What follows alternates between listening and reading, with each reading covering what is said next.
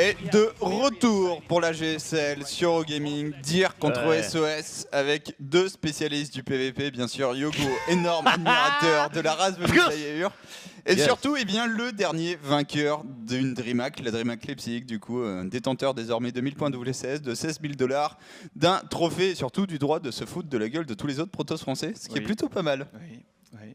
Et c'est petit Drogo, c'est moi. Bonjour, petit Drogo.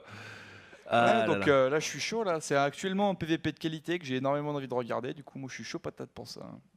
Effectivement. Est-ce que tu as un petit favori parmi ces deux joueurs? Pas spécialement sur Legacy puisque c'est dur à dire, mais un des deux que tu préfères ou... Bah disons qu'SOS, si un mec pour trouver les trucs pétés c'est lui, du coup je dirais SOS en tant que petit favori. Ça.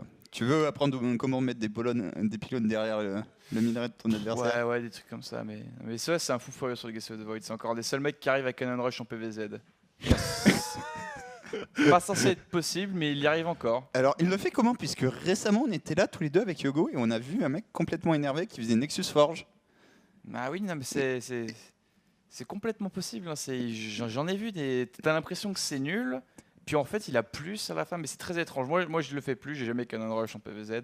Non, presque pas. Il y a une dynamique relou, en fait, t'as le pognon, le trick, en fait, t'as le pognon pour poser base et faire ton canon d'attaque. Donc si le mec il se coûte pas, en fait, tu te fais niquer. Parce qu'avant, le mec, s'il faisait son canon d'attaque, il avait pas le Nexus. Donc il était pas bien niveau écho. Là, t'as les deux. Et puis disons que généralement ça se base uniquement sur le fait que le Zerg va juste pas mettre un overlord au-dessus de ça. Oui, c'est ça en fait. Parce que ça n'existe plus. C'est pas pour dire que c'est pas pour dire que c'est fort ou c'est pété, c'est juste que vu que ça n'existe pas, le mec il fait pas gaffe et du coup tu l'arnaques. Donc voilà, je finis, il y a deux canons qui vont se finir voilà. Et bon bah très bien. Voilà. Laisse-moi warper des adeptes 2 minutes plus tard des fois que t'es laissé. Canon prêt, mais du coup ça prendrait 16 secondes. On voit SOS ici une nouvelle coupe de cheveux pour 2016. SOS, ben voilà, comme tous les joueurs. Il a un long chemin pour la BlizzCon, la différence c'est que lui il a un titre à défendre et que le gros changement pour SOS cette année c'est que s'il veut remporter 100 000 $, il faudra finir deuxième à la BlizzCon. Ouais, c'est qu'il y en aura 200 000 pour la première place. J'avoue. Ah ouais, effectivement, c'est une façon de voir les choses. Ça serait énorme, ça serait génial. Ouais, ça serait un peu génial, surtout si c'est petit Drogo qui en gagne 200 000, ça permettra d'augmenter le standing du resto par rapport à DreamHack. J'avoue. Ouais, on n'y est pas encore. Hein. Mais bon, du coup là ça va être sur Dust Tower. Ah, ça, Dust Tower en PVP, vous l'avez peut-être vu à la DreamHack, mais pour moi il y a un truc qui est ultra fort, et tous les autres protos européens ils sont avec moi sur ce constat-là, c'est partir sur un fast carrier. Alors c'est... Vas-y, refais-la. Disons que grosso modo, tu pars sur le build à la mode où tu fais 3 adeptes en oracle, tu mets ta petite pression, tu prends une B3, tu rajoutes une deuxième Stargate, tu fais des Void Ray des immo au continu pour être safe. Après tu rajoutes une troisième Stargate, tu fais 3 carrières d'un coup. Si t'es bien, tu prends ta B4 avant que les carrières sont finies. Si t'es pas bien, tu prends la B4 après que les carrières sont finies. Mais tu touches la nouille, t'attends d'avoir 200 de pop, t'as move et tu gagnes la partie. Okay. Voilà, petit Drogo qui en 1 minute vient de vous résumer sa partie contre Nib sur Duckstars, puisque c'est exactement ça qu'il s'était passé. Ouais. On verra si les Coréens sont sur la même longueur. Voilà, je sais pas si la méta coréenne est aussi avancée que la méta européenne avec leur masse carrière, mais franchement hâte. On verra en tout cas si un de ces deux joueurs va le proposer. Peut-être ce joueur bleu, team Samsung Galaxy Can. Il s'agit de Dir.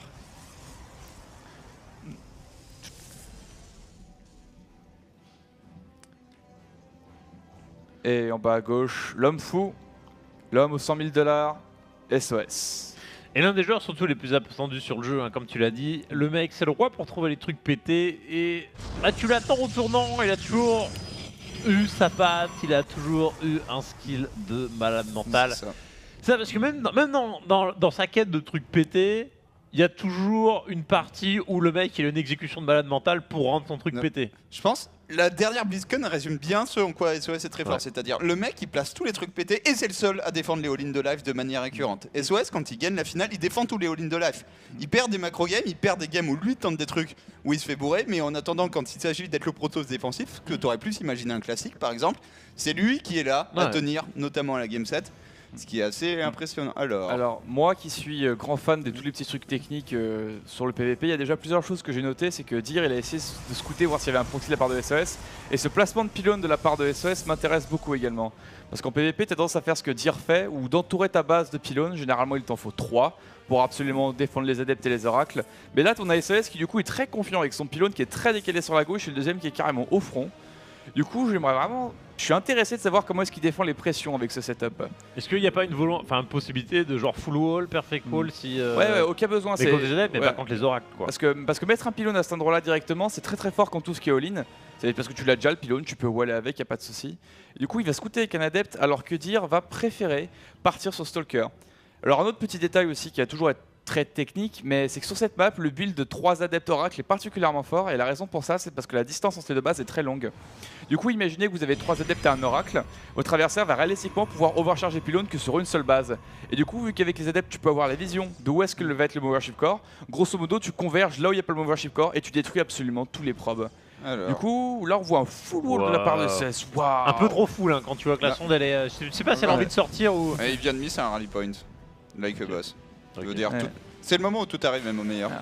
Et du coup, SOS qui va partir sur double Stalker. J'ai presque envie de dire, c'est la seule raison pour laquelle tu vois des full walls. Souvent, c'est volonté. Viens, je vais faire plein de phoenix.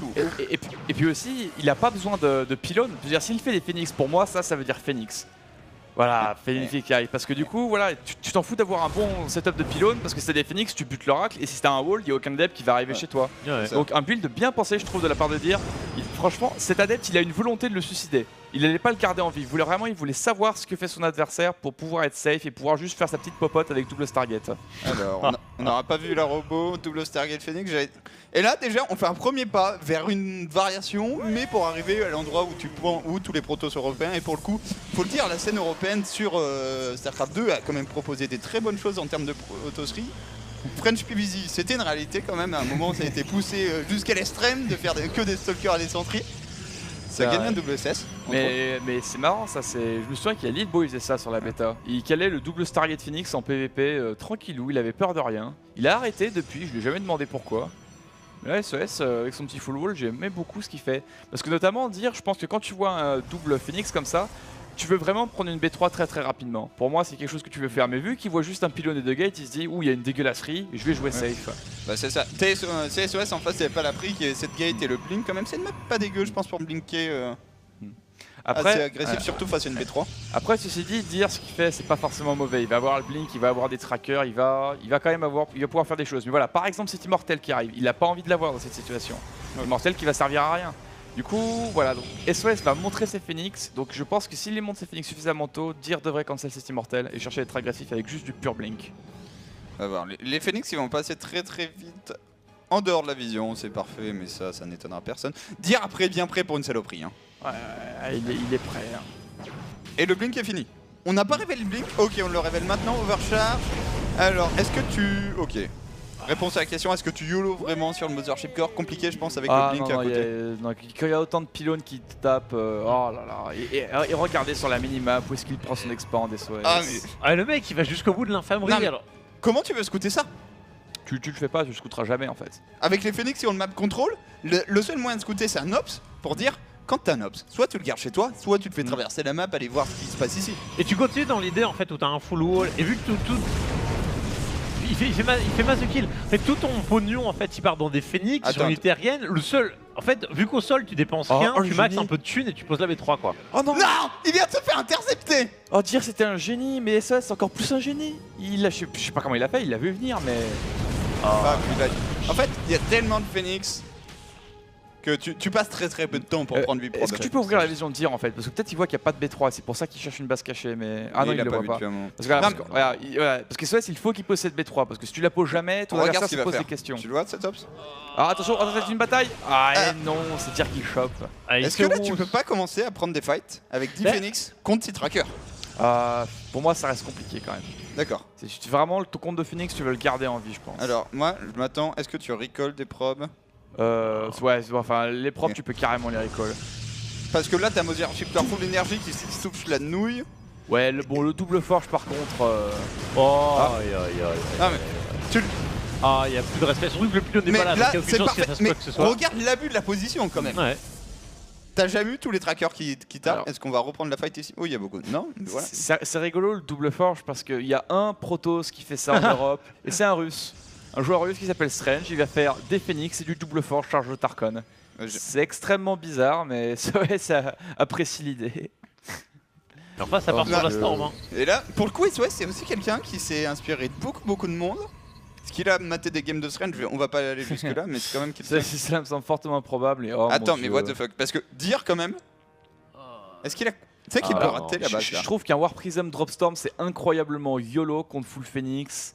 Non, mais il va scouter la base sans faire exprès. Non, il va la rater. Il va la rater. Oh la vache quoi. Cette game n'a aucun sens. Mais c'est pour ça qu'on va aller voir du SOS aussi. Non. Parce qu'avec un style aussi chelou, tu ne peux qu'avoir la game qui ressemble pas à grand chose. Moi, ce que j'adore en plus, c'est que SOS, là, en fait, il confirme qu'il y a la B3 quoi. il joue Full Phoenix. Ouais. Et donc, de base, c'est un style de jeu tellement rare que ça va être compliqué de lire des choses sur les timings de ces bâtiments dans sa manière de dire. Peut-être que par rapport. Si son truc devient standard, tu pourras peut-être dire que les double forges ont 30 secondes, 1 minute de retard. Et te poser des questions sur où est passé l'argent. Mais là, t'es dire.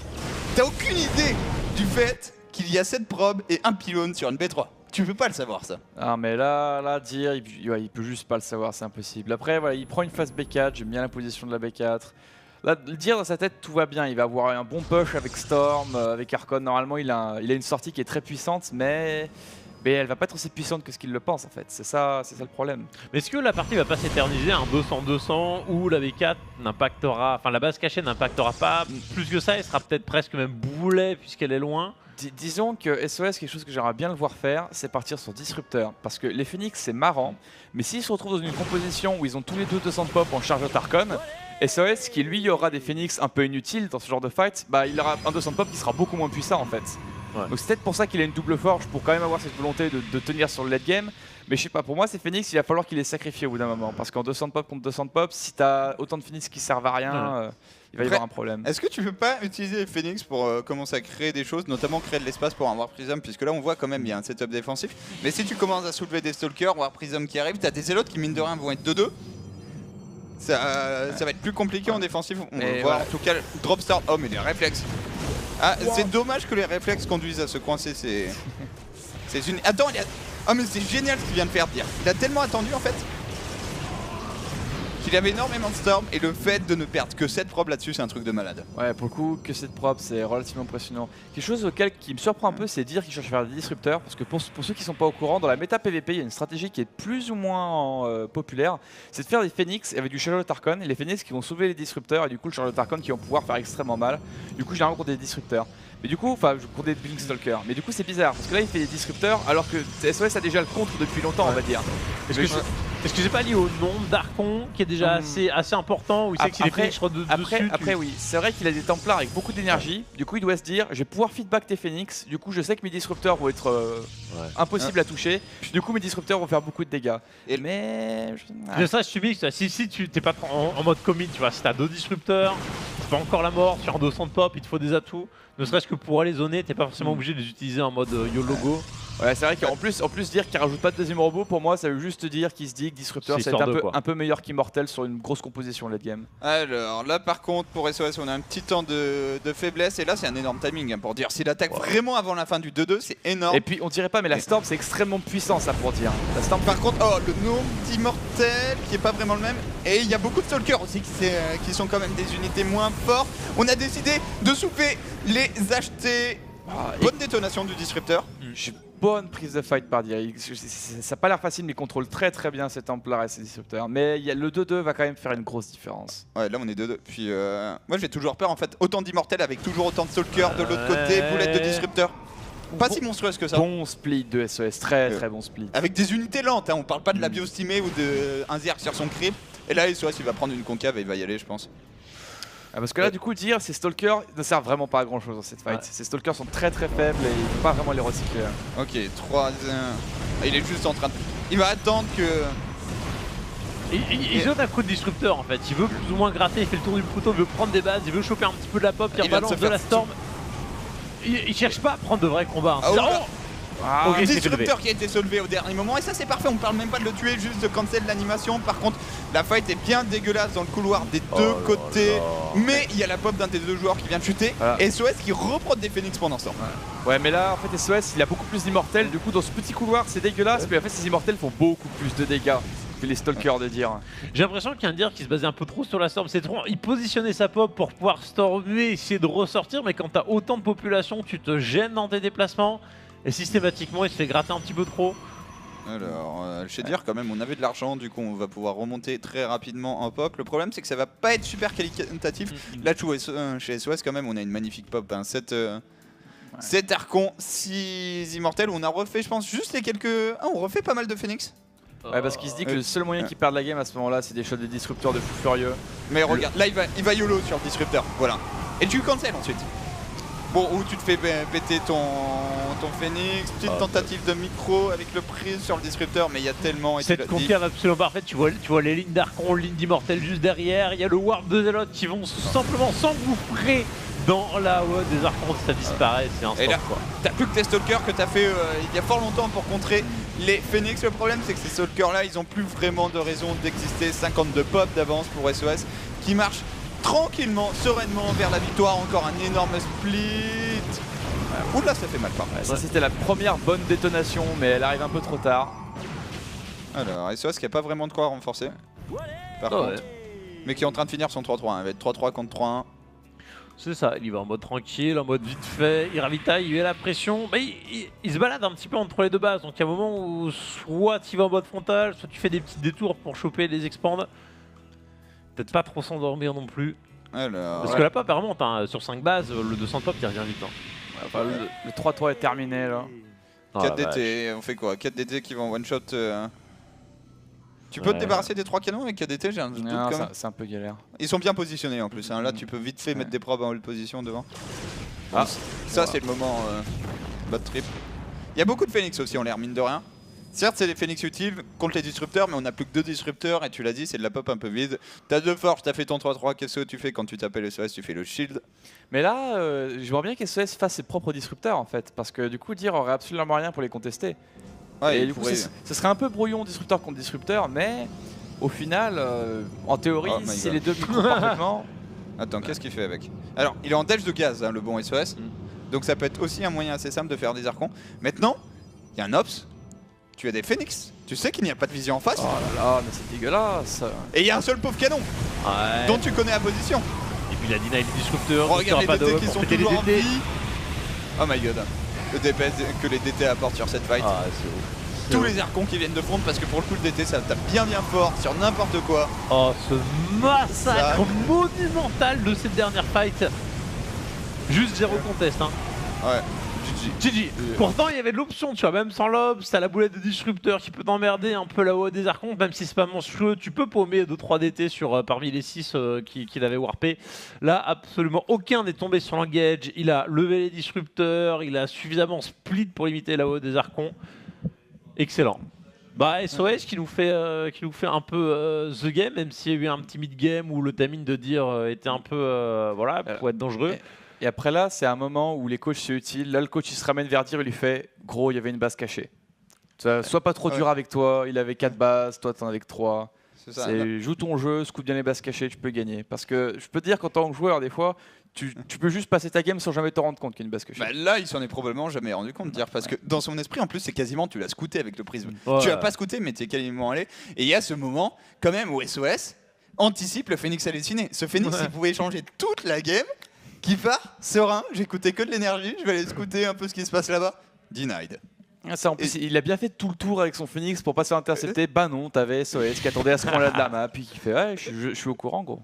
Ouais, d'ailleurs, on a vu le positionnement des Phoenix quand même. Ils ont attendu très très longtemps avant d'aller sur le droit de la map. Mais ça, c'est des choses aussi. La main est accessible par les airs. C'est très très dur de deviner que SOS a planqué une base. Mais ces petits détails qui font que c'est pas juste salut, je vais poser une base quelque part dans mon ladder et prier que mon adversaire la voit pas. Ce qui est une stratégie relativement efficace, ceci dit. En tout cas, on se gaffe, c'était un peu le but du match. SOS contre dire BO5, on le rappelle, là, c'est pas du match de code S, c'est du code A. C'est pour se qualifier justement sur cette dernière étape. Et nous avons ce joueur en bas à gauche, double Stargate Phoenix en PvP. Bah ouais, les strats un petit peu chelou. Salut, code SOS.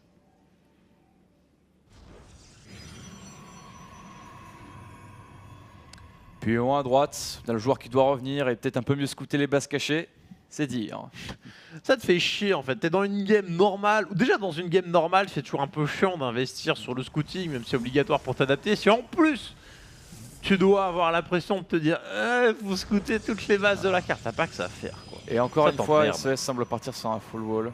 Ça, c'est un petit détail amusant sur le full wall.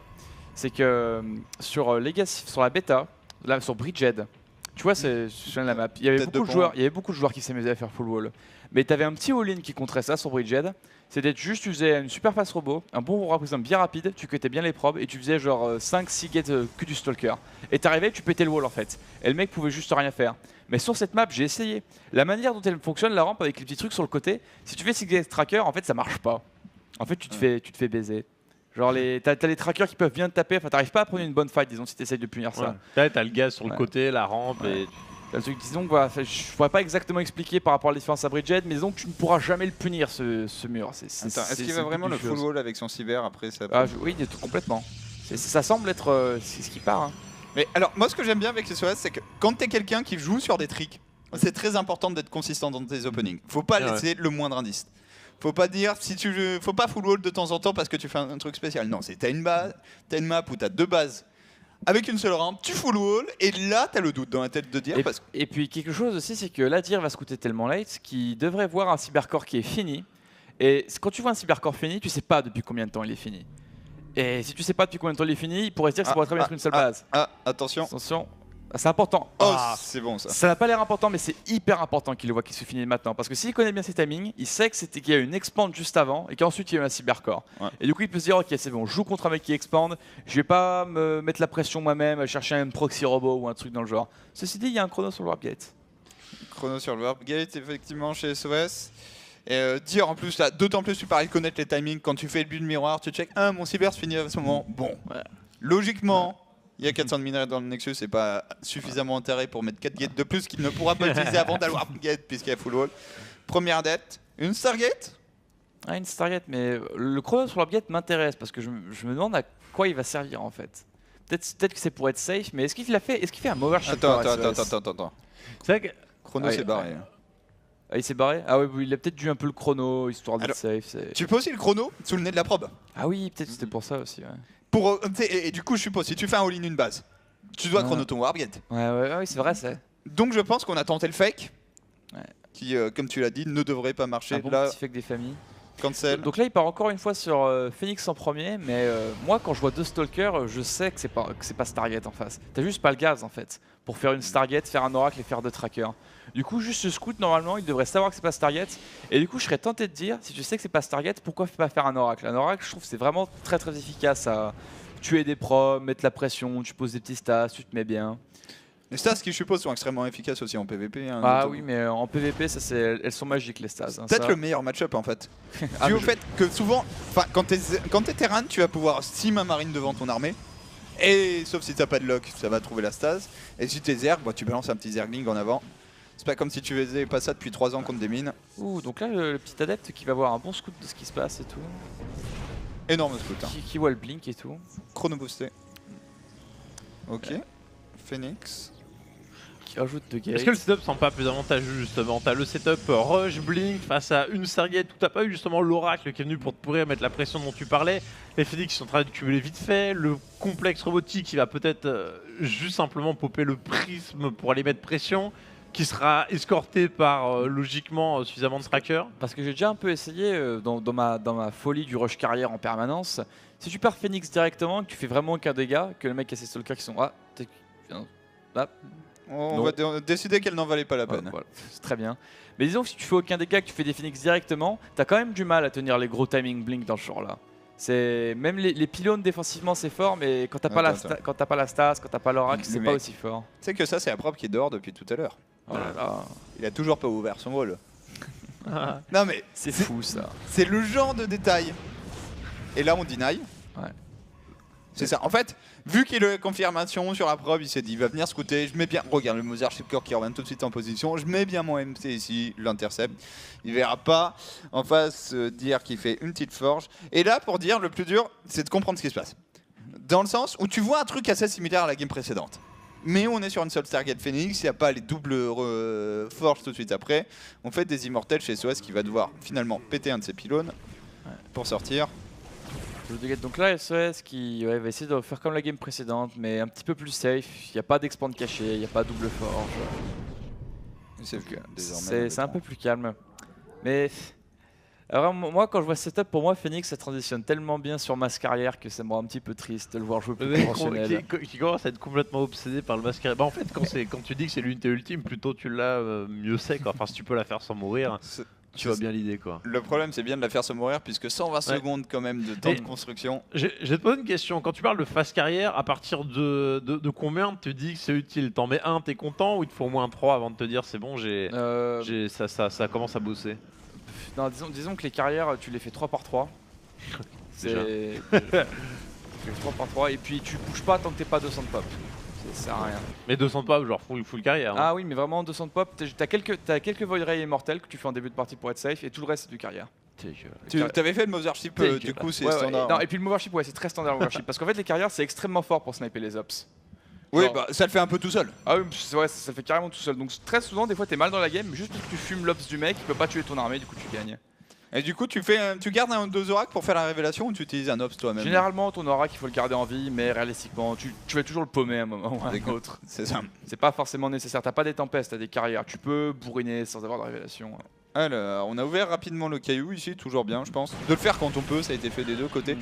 Et on se retrouve exactement sur le même scénario en termes de composition. Par contre, tu as dit, c'est pas la même pour SOS, qui aura pas une double forge, qui est en retard aux upgrades, qui s'est mis relativement bien économiquement. On a vu aussi, on fait beaucoup de probes, j'ai vu en PVP.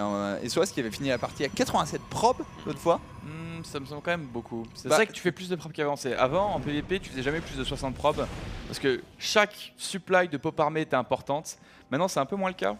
Mais tu vas quand même pas monter sur des sommets extrêmement élevés. 70-68, ça reste quand même relativement standard. Je pense pas qu'ils vont monter à plus que ça. Ok, on va atteindre les 71 au minimum chez SOS. Et on va arrêter, logiquement on va pouvoir transférer ses chronobos sur d'autres trucs et on fait voilà. Par contre je trouve que si tu fais 70 props c'est important de prendre B4 rapidement. Il faut prendre la B4 rapidement, c'est généralement sur les Legacy of the Void vu que les B4 sont plus rapides, faire 72 props pour saturer les gaz de la B4 c'est relativement standard. Et puis aussi parce que vu que tu as la B4, les props sont utiles aussi, c'est un peu ça. Mais ouais, du coup là ce que je me demande c'est est-ce que la Storm de Deer va vraiment faire une grosse différence sur des compositions un petit peu miroirs? Non, ce qu'on l'a vu tout à l'heure c'est vraiment, enfin moi ce qui avait choqué c'est ok tu mets des bonnes Storms, il s'attarde tellement dessus que pendant que tu es concentré à faire tes Storms tu fais pas vraiment rien d'autre, ton positionnement il est juste basé sur le fait que Storm ok c'est cool mais enfin t'as tout le reste de ta pop en fait. Mais ouais disons que Storm, la théorie de la Storm c'est que sur une pop armée de 100 pop, plutôt qu'avoir 2 Archons, tu vas avoir 4 Templars qui vont absolument tout Storm. Parce que tu te dis que ça fait mal aux Zélotes, mais autre chose qu'on s'en rend pas compte, c'est que ça fait très mal aux Immortels. Ça va bouffer le shield des Immortels bien correctement. Puis c'est ça, c'est aussi, t'es quand même face à la race qui a peut-être le plus de mal à dodge les Storms.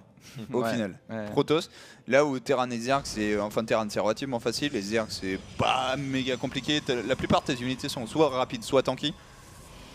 Et t'as le droit de faire autre chose que des Isaris si tu ne penses le contraire. Alors, SOS qui fait ses propres disrupteurs, qui rajoute un deuxième robot, qui fait des. Est-ce qu'il ne va pas faire cette tracker de l'abus quelque part Pour moi, ces trackers, ils ont aucune utilité. Ouais, pour moi, je sais pas, peut-être qu'il est pas au courant de la pop armée de son adversaire, mais pour moi, quand tu te commits sur Charlotte Archon, retourner sur Blink, c'est très bizarre. Ils sont un peu fous furieux les Coréens à ce niveau-là, j'ai remarqué. En PVZ aussi, ils aiment bien retourner sur Blink et après ils meurent contre lurkers et moi je suis là, je comprends pas. Est-ce que c'est pas parce que, enfin, t'as toujours l'aspect réflexe? Est-ce que c'est pas pour avoir une pop un petit peu plus opti ou quand t'as peut-être trop de zélotes, ils se gênent, t'aimes bien voir ta petite dizaine de trackers qui tapent derrière, genre tranquille, mais qui vont taper toute la game, qui vont jamais s'empaler. Petite question aussi, est-ce que les Blink Stalkers c'est pas le snipe de ces KHT? Je sais pas si t'as envie de blink dans les zélotes charge. Bah en fait t'es plus sur un blink en décalage. Ah ouais je vois ce que comme là pour aller choper le zélote quoi.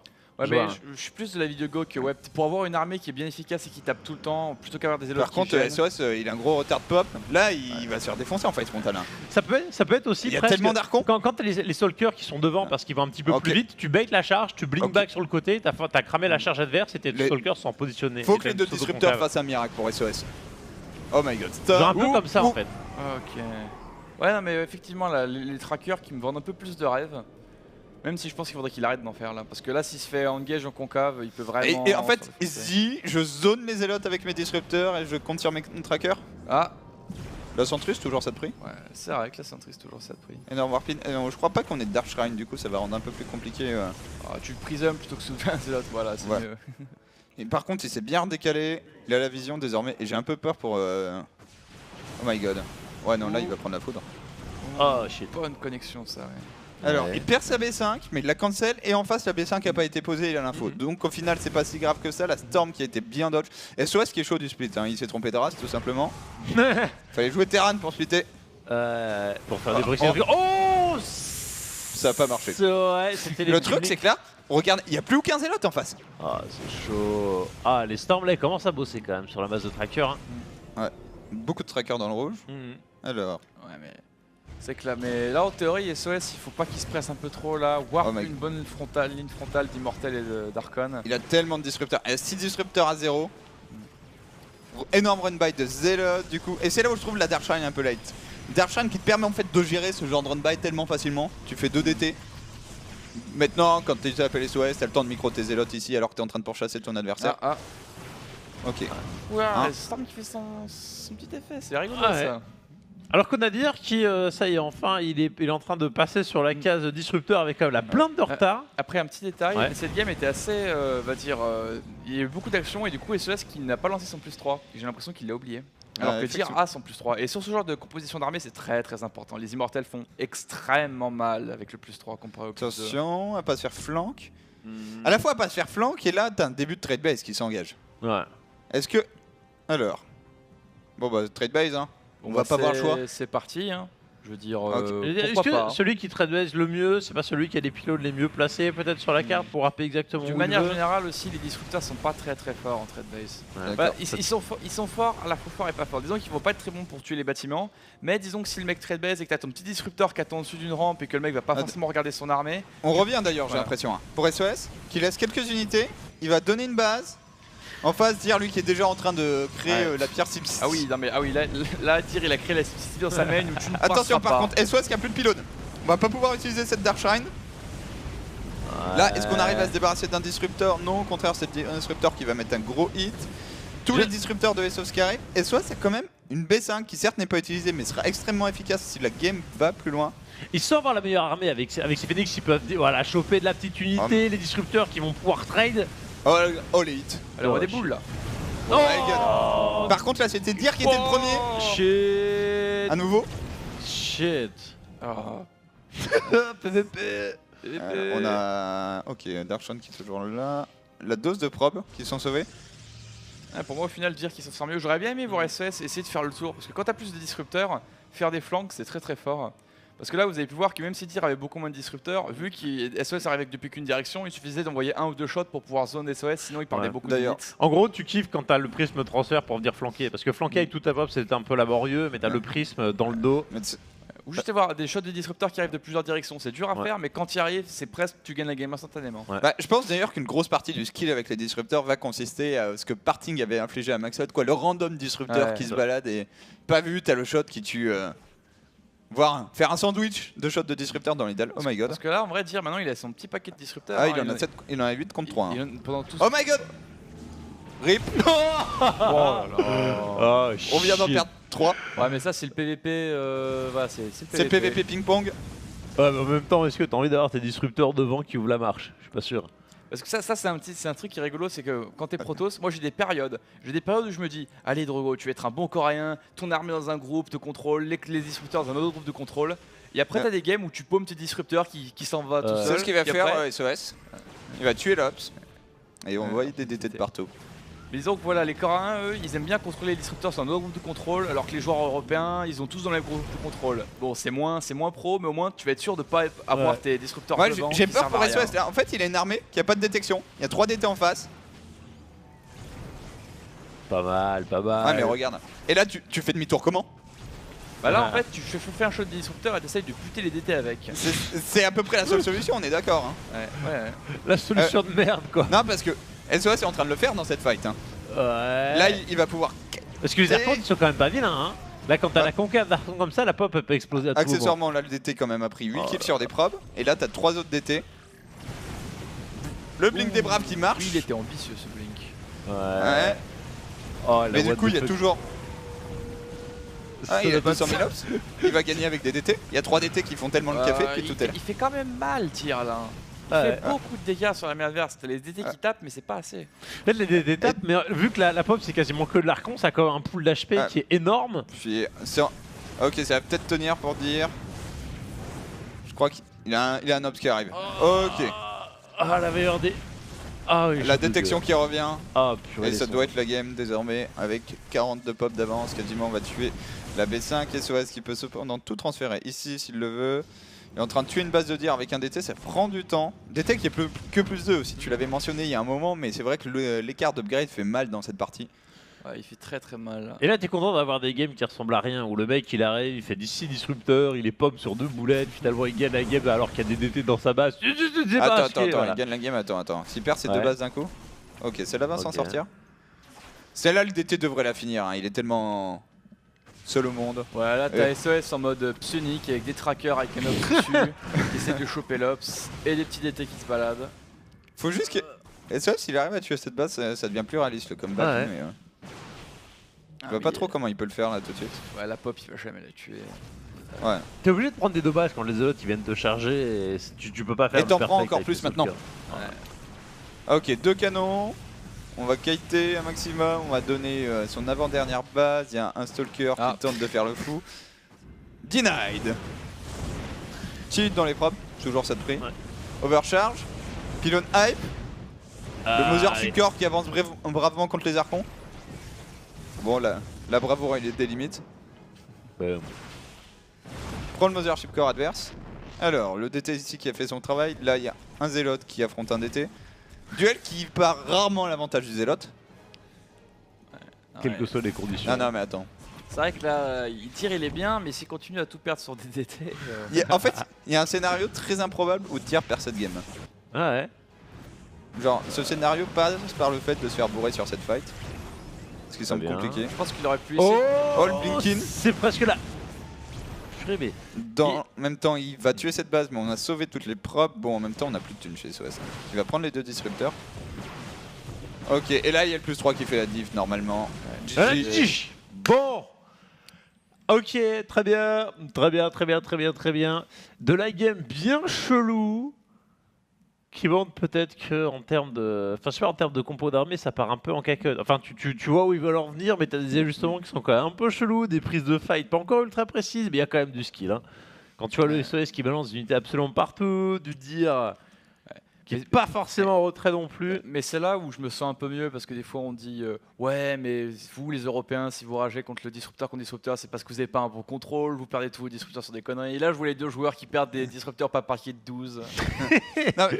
D'ailleurs, c'est ce que j'ai noté, c'est que les Coréens sont pas méga fans du disrupteur en général en PvP. Alors j'en ai pas vu énormément, notamment parce que pour le fait que pour voir du Protoss coréen jouer en action, bah t'as soit les games officiels, soit un pauvre mec qui stream en Corée et tu vois un Protoss en adversaire souvent. Mais du coup. Mais c'est vrai qu'il y a de la méta qui essaye de se créer pour se dire ouais, je suis pas obligé de partir sur disrupteur. Mais d'une manière générale, j'ai quand même l'impression que c'est une unité. Si tu arrives à la protéger, elle va faire le café, quoi, à peu près tout le temps. Même contre des mecs qui font des phoenix, même contre des mecs qui font platine. Je dirais que même si tu tues rien, le mec est obligé de reculer sa pop. Il peut pas juste te dire ah, c'est bon, vas-y, j'y vais. Genre comme à la limite des storms, quand t'es bien, tu peux prendre la douche et le mec si t'as vraiment plus tu le broies. Disrupteur, non. T'es obligé de respecter l'unité. Disrupteur aussi, t'arrives assez rapidement au compte de disrupteur où t'as des boules qui partent en permanence. C'est un peu comme si t'as un templard qui a énergie limitée à un moment. Ouais, c'est un peu ça. C'est un peu ça. T'as toujours une boule qui arrive. Et si tu attaques, elle prélèvera. Et puis c'est là où les plus grands esprits européens se sont réunis, se sont dit quelle est la faiblesse du disrupteur. Et puis il y en a un qui a dit ça tape pas en l'air, chef.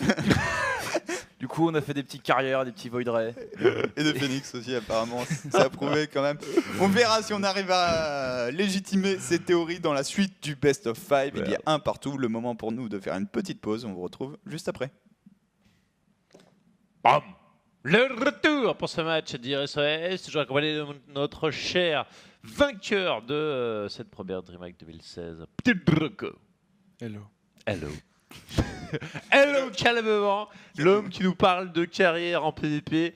Genre si une personne ne fait pas du carrière, c'est qu'il n'a rien compris. Exactement. Je résume très simplement le plan. T'as une unité tout en haut de ton arbre technologique, donc si tu ne la fais pas, bah voilà, tu es incompétent. C'est l'unité la plus puissante, pourquoi tu ne la ferais pas? Voilà, ça n'a pas de sens. Donc, Je te répondrai parce que t'as pas besoin d'aller jusque là pour gagner la game. et voilà. On verra si c'est lequel de ces adages se retrouverait. On va partir sur des maps peut-être un peu plus compliquées pour prendre des bases quand même, puisque la troisième manche aura lieu sur Crête de l'Irilac. Vous n'allez pas tarder à le voir avec les assets envoyés par le bon Alex Kish. Et Crête de l'Irilac en PvP du coup Alors, disons que c'est une des cartes, parce que ça, il y a tout un univers. Pour là, on a eu les maps sympas en PvP. On a eu Orbital et Dusk sur ces maps. On peut poser un Nexus tranquillou, on fait son petit plongeon tranquille. Là, c'est un autre univers, l'Irilac. L'Irilac, c'est un univers, tu poses un Nexus rapidement, et ben tu vas te retrouver avec 2 pylônes à côté du Nexus qui vont taper ton Nexus et le tuer, et tu te retrouves derrière. C'est une map, tu peux pas partir sur Fast Expand, c'est pas possible. Du coup, absolument tout le monde part sur un opening sur 2 gates sur une seule base. Et à partir de là, c'est le bordel. Parce que personne n'a vraiment compris quelle était la meilleure chose à faire à ce niveau-là. D'accord, donc Moi sur l'Irilac, vu qu'il y a 2 rangs, Tu veux les sur la carrières B2, oui, je fais des carrières, non pas vraiment. Mais disons qu'il y a sur la B2, elle est extrêmement ouverte. Du coup, des fois, t'as des openings où tu poses un pylône devant, tu fais des trackers, puis après tu poses un Nexus. Sur cette carte, c'est toujours pas viable. Parce que le mec, il peut toujours t'attaquer par plein de directions différentes. Du coup, ce que je fais généralement, c'est que je fais 4 trackers de sentry, puis après je pose un Nexus. C'est quand j'ai joué contre Nib à la DreamHack, on a tous les deux fait même build. Où disons que tu fais 2 trackers, un pylône d'un côté, 2 trackers, un pylône de l'autre côté, 2 sentry pour être safe, et après, c'est bon, tu m'attaques pas, s'il te plaît. Ok, je pose un Nexus. d'accord, tu fais pas partie du coup de ces gens qui vont tenter de plier la game sur une base. Et comment tu t'y prends du coup dans l'option tuer le joueur agressif Bah. Qu'est-ce qui te tue en fait? Si t'es un joueur qui expande, Ouais. bah disons qu'il y a beaucoup de trucs qui peuvent te tuer. Genre, par exemple, les all-in qui me font le plus peur, c'est pas forcément les all-in avec robot, où je me dis qu'à ce moment-là je peux faire une propre immortelle. Mais disons que vu que j'ai un espace très grand à défendre, c'est si jamais le mec part encore en plus sur Oracle, ou que ça va encore plus étendre l'espace que je dois défendre, des fois je me dis que c'est pas possible de tenir ma B2. Mais voilà, du coup là je suis extrêmement intéressé de voir comment les joueurs coréens vont réussir à gérer la map. Parce que c'est quelque chose, j'ai théorisé tout seul dans mon coin, mais c'est parce que j'ai jamais vu de coréen la gérer correctement. Enfin, j'ai jamais vu de coréen jouer dessus en fait. Et du coup, ça va arriver dans quelques instants pour Petit Drogo et pour la plupart des gens, je pense, un PVP avec 2 joueurs de qualité sur Crête de l'Irilac. SOS, en haut à gauche, Protoss rouge. Voilà. Et ensuite en haut à droite, nous allons dire, c'est bien débrouillé la dernière game, il va falloir recommencer. Du coup, si tu pouvais montrer les B2, parce que peut-être que pour les mecs qui sont pas forcément hyper familiers avec les cartes. Mais du coup, voilà, t'as une B2 et t'as grosso modo 2 disons, passages où tu peux attaquer sur la rampe de gauche et la rampe de droite. Du coup, il faut un pylône sur chaque, grosso modo. Donc, un pylône là, un pylône Voilà. là. Et du coup, si tu poses un pylône là, ton Nexus va pas être très rapide. C'est pour ça que généralement, avant, t'as tendance à faire beaucoup d'unités. Bon, alors, en tout cas, tout colle pour l'instant avec ta théorie. 2 gaz, une première gate. On rajouterait la deuxième gate bientôt pour les 2 joueurs. Voilà. On a le minerai, c'est fait pour dire. Ok, donc là, je suis intéressé. Moi, par exemple, donc, moi, sur cette map, j'avais tendance à scouter très tôt, après le premier gaz, pour être sûr de savoir mon adversaire. Mais généralement, quand tu scoutes très tôt sur cette carte, c'est que tu as une volonté de punir une fast expand, quelle que soit la position de ton adversaire. Là, c'est 2 joueurs qui sont, on va dire, intelligents.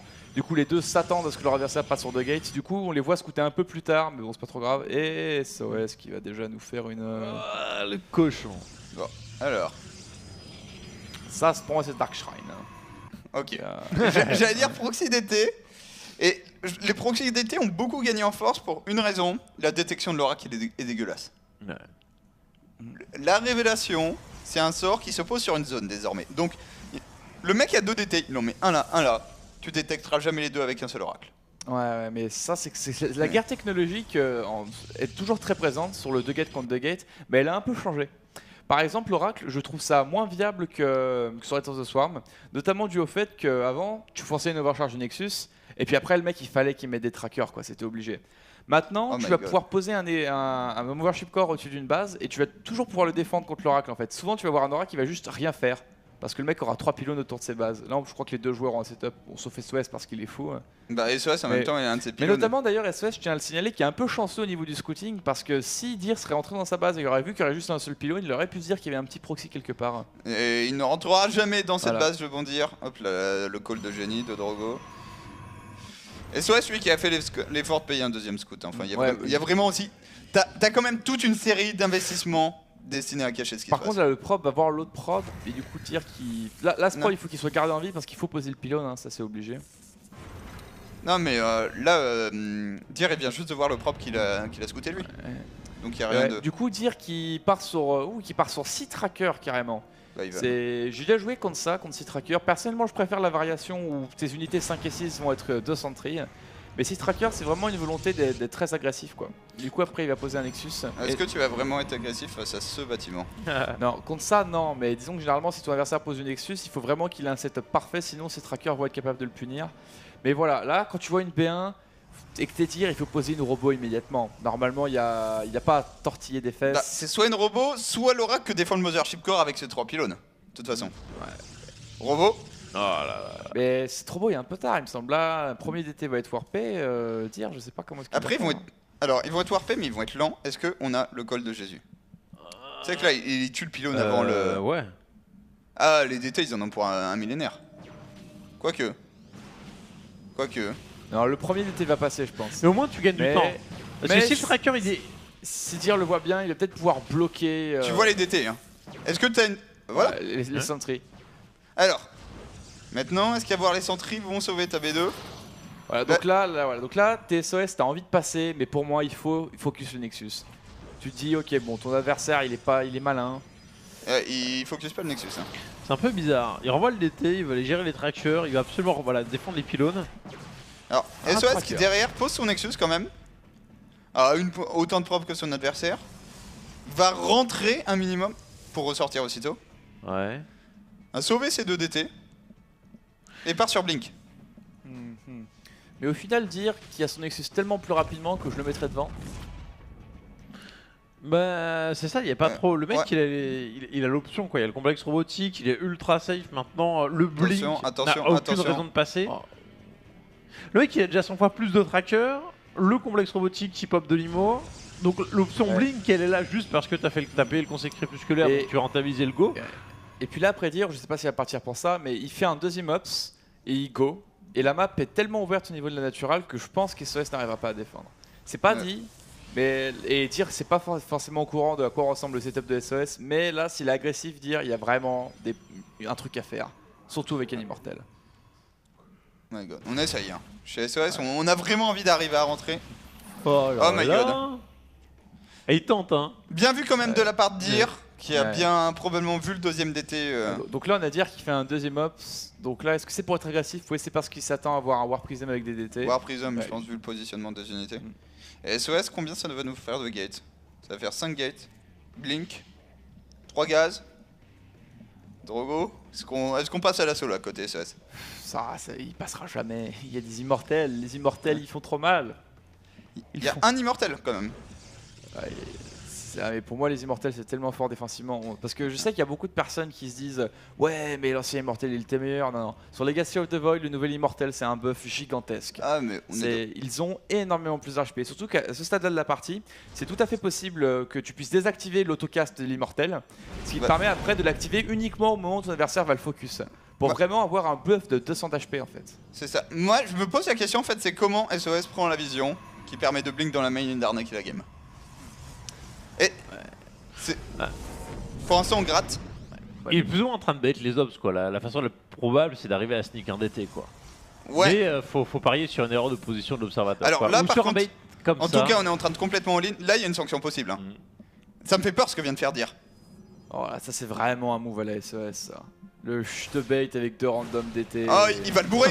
Il va se faire bourrer là-dessus Dir. Regarde son armée, elle est tellement de partout. Ouais. Mais il a pas le blink. Ouais mais si, il a déjà. Ah, et là il a activé tous les shields, c'est un peu dommage de la part de dire oh focus immortel, focus immortel. Wow, il va prendre 2 IMO, 3 IMO il se barrait. Il a fait un blink dégueulasse SOS. On sait plus Blink sur Legacy. Ah non, très très mauvaise gestion du blink de la part des SOS. Il a un peu raté son focus, il a fait un blink, on sait pas pourquoi. Ouais, il a descendu un peu plus ou moins la rampe pour finalement la remonter derrière. Bah en fait, Ouais. il a juste pas tué Immortel alors que je pense qu'il voulait en tuer 2, se barrer, se dire ok, il y en a plus. Il y a eu des hésitations dans les mouvements des SOS là, qui a fait qu'il a perdu beaucoup de DPS. Au final, il a perdu beaucoup plus de Stalker. Il y a 12 Stalker à 11 pour passer là pour SOS. Bah, Ouais. Va y avoir C'est le mort. Blink, Kalimo. Alors- Maintenant, il doit prendre la fight en plus dans les pylônes, quoi. Il y a pas de. Non mais, Oh, ce mec. il y a un Ops ici ou pas? Normalement, il y avait un Ops dans la main. Ouais, Ok. Ops, ça Et overcharge les pylônes. Allez. Et en face on est en train de contre-attaquer. GG GG, la part des ouais. SOS. Oh god. Parce que pourtant, tu sens quand même le potentiel du joueur. Hein. Les moves, les bakes, les machins, ils tempent, le DT en mode double front. Il y a du skill, mais voilà, le build est lâché. Maintenant, c'est pour ta poire, quoi. Non, mais c'est vrai que le bait était vraiment. Je l'ai trouvé assez exceptionnel à quel point il a attiré l'armée. Ce qui est dommage c'est que c'est l'exécution derrière qui a foiré en fait. C'est- Je pense qu'il allait vraiment sur la bonne cible. Maintenant Et puis- tu peux faire Et ça. puis après, c'est quelque chose parce que tu te dis, ouais, je vais activer les shields de tous les immortels. Mais imaginons que Dir il était particulièrement au taquet, il aurait complètement pu annuler l'autocast. Et ça, c'est un truc parce que ça, c'est absolument magique. Parce que disons que, après, je sais pas si c'est à quel point c'est une évidence, mais les immortels, généralement, un move de micro qu'on va faire en PvP, tu vas prendre un tracker et tu vas cliquer une fois sur l'immortel pour dire, ouais, j'ai activé son shield. Mais si quand tu fais ça, le mec il a enlevé l'autocast et ça active pas le shield, tu perds une quantité de DPS monstrueux quand t'es le joueur qui fait des trackers. Du coup, autant je me dis qu'SOS c'était sexy ce qu'il a fait, je me dis que si Dir avait vraiment la micro de Dieu, qu'il aurait géré manuellement tous les shields des immortels, jamais ça passait ce qu'il faisait SOS. Ouais, et pour SOS, je trouve que c'est dommage. Enfin, je pense qu'il y a le potentiel dans ce qu'il fait, mais sur le bait, pour moi, le bait est ultime si tu ramènes ton Mothership Core. T'attires toute l'armée dans la B3, Blink dans la main. Ah ouais, j'avoue, ça. Et là, parce que en fait, tu prends les 4 Stalkers et les 2 Sentries, eux ils sont gratuits, ils sont en train de pourchasser les DT. Toute l'armée vient dans la V3, une armée qui est pas mobile, puisqu'on a des immortels et des Stalkers sans le blink. Là, tu blink dans la main et ça devient. Bah, c'est à ce moment-là en fait où t'as le mec qui a des trackers avec le blink qui est dans ta main que c'est le cancer quand t'es le joueur qui défend. Mais bon, là, SOS, on ne peut pas faire tous les trucs. Les plus À la pétés fois. du monde.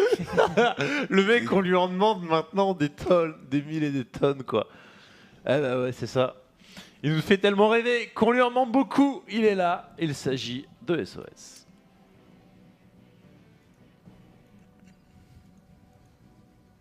Donc là, le premier, en bas à droite, c'est Dir.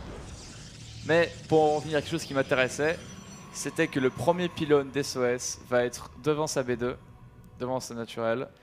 Et connaissant SOS, je me dis, il va faire un full wall. Là. Yes. C'est... Ça arrive, hein. Ah, T'inquiète pas, ça vient.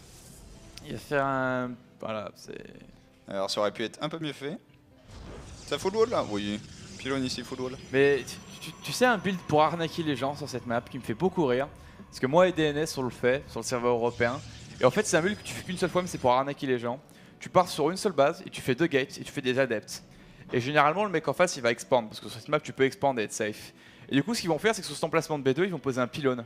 Pour dire voilà si mon adversaire part sur un gros all-in B1 je le vois parce que j'ai un pylône. Et s'il veut prendre sa B2 ben j'ai un pylône et ça l'emmerde énormément. Parce que les adeptes c'est pas très fort pour tuer les pylônes.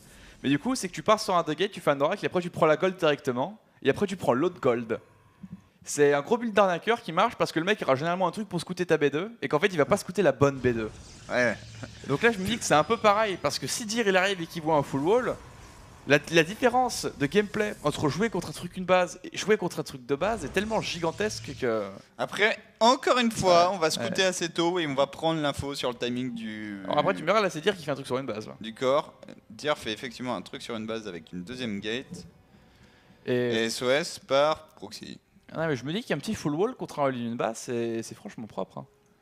Enfin, après ça c'est pas ouais mais là ouais, j'ai pas l'impression que tu peux prendre une bonne position avec les trackers parce que ça dépend parce que disons que est-ce que ton all-in va être fort contre un wall ou pas? Ça dépend que est-ce que tu peux te mettre en position pour tuer la gateway et est-ce que ton adversaire peut avoir une position avec ses trackers pour taper tes trackers.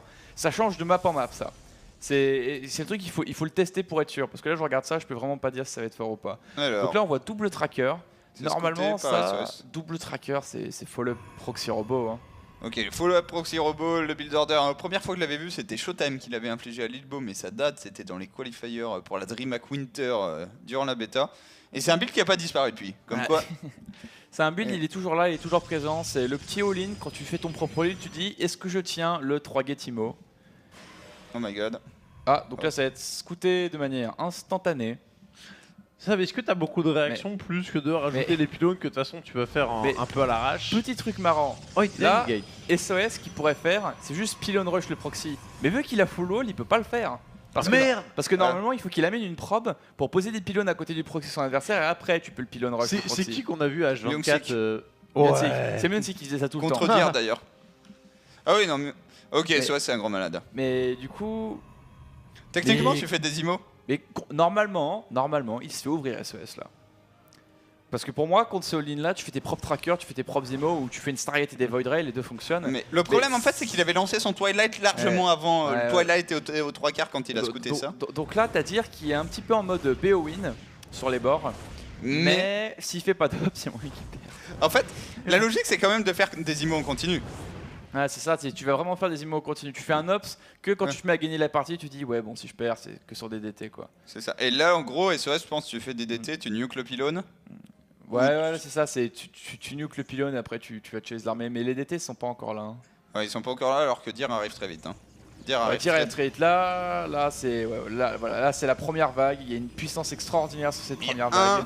Stalker. Limo qui arrive. Il y a 4 d'armes sur play, il y a 20. Il va se faire ouvrir SOS. Voilà. Les DT arrivent juste beaucoup trop tard. Voilà. Donc là, c'est pour ça qu'il faut avoir des unités avec les pylônes et que le pylône c'est pas utile à eux seuls. Ah, c'est dommage, on aurait pu aussi avoir 2 pylônes de plus. Voire un DT, mais c'est vu. Ouais, pour le coup, je pense que SOS il aurait dû y aller comme un fou furieux sur les pylônes. Ouais. Mais du coup, là, voilà, la game va se finir sur ça. Et ça va être surtout les espoirs de SOS dans cette GSL qui vont se finir là-dessus, puisque SOS va s'effondrer en Coda. SOS qui avait cravaché l'an dernier pour rejoindre la BlizzCon, mais là il vient de perdre 25% de ses chances de l'atteindre la BlizzCon cette année tout simplement. Ce qui fait un peu mal, il faut l'avouer, l'Obs qui arrive et qui signale la fin de la fête pour SOS, qui se sera fait attraper trop de DT. GG. Oh la vache, ah dégueulasse. Ah franchement, voir SOS paumé comme ça, c'est un peu la très grosse tristesse. Mais bon, Dir est un excellent joueur aussi, mais voilà, un tournoi sans SOS, gars. Merde. C'est ça qui SOS. Aïe aïe. J'allais dire qu'il n'y a pas beaucoup de jaunes, mais j'avais pas vu les deux noms au-dessus. Au final, c'est une GSL qui a une bonne représentation de toutes les races. Ouais, je crois que les airs prennent un peu cher quand même, pour l'instant. Ouais, mais il y a pas mal de ZVZ qui arrivent aussi, donc ça permettra d'avoir des représentants du Swarm. SOS qui s'incline du coup, puisque c'est Dir qui confirme sa très bonne fin d'année 2015, quand même c'était sur un autre jeu, mais Dir à la dernière GSL, il fait quand même une demi-finale qu'il perd in extremis. Et du coup, le bon Dir, on le retrouve en Codes pour SOS. Je crois qu'il est qualifié en Star League, si je veux pas dire de bêtises. Il y aura également la Pro League. Mais les occasions de briller vont pas être ultra nombreuses pour SOS. Après, SOS a toujours été un dieu en Pro League d'une manière générale. Du coup, j'ai vraiment hâte qu'elle arrive la Pro League. Ça manque un petit peu là, on est un peu en galère pour voler les bulles de coréens. Il n'y a pas encore la petite masse, à vous de le faire la bêta. C'est aux joueurs de bosser, mais c'est vrai qu'avoir les petits builds sneaky, BO1, snipe, à souhait, ça arrive. Donc on rappelle justement, c'est le 29 en fait. Alors on sait pas si vraiment cérémonie d'ouverture ou si c'est juste cérémonie. C'est Media Day. Voilà, Media Day. Donc est-ce qu'ils vont juste blabla pour présenter le plan, c'est ça. Le business plan, en tout cas ça arrive. Vous avez vu également les 2 prochaines journées de GSL qui seront castées respectivement jeudi et vendredi, donc ça va envoyer du très très lourd. C'est la Cybet demain, du coup Race Wars tranquillement. Il y a du Bomber, il y a du Serral entre autres bons joueurs. Je crois qu'il y a Bunny le Danois aussi, il y a Mana. Ouais.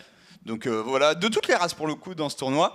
Et nous, on va vous laisser avec les rediffs si vous avez raté le début de cette soirée, notamment la très bonne performance de Sou, ça arrive maintenant. Et sinon, le mot de la fin mon cher Drogo. Wallet. Allez, viens,